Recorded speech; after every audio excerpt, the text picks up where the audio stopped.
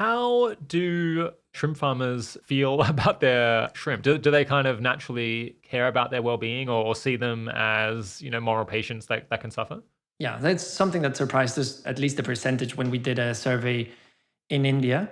We ran, it's a small sample, but 95% of the farmers that we asked whether they felt that their shrimps could feel pain and stress, 95% of them said yes. Huh. One of them actually had a very endearing answer saying that he spent more time with his animals than he did with his family. And that if his shrimps suffered, he said, I also suffer.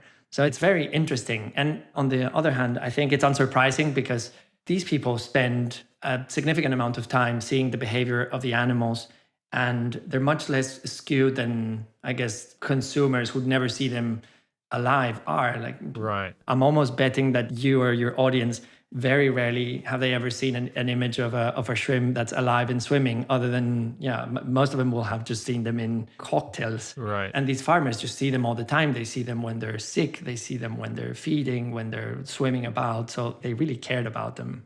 I see. So they're exposed and seeing shrimp all the time. And I guess it sounds like their behavior is moderately complicated, that they're doing interesting things that make them seem smart enough and I guess reactive and responsive enough to circumstances that it's very natural to feel that they can suffer or experience pleasure the same way that dogs or pigs do. Exactly. I couldn't have put it better. It's very difficult to see them in farms because the water in which they're raised is typically has Murky. high turbidity. So it's it's very murky.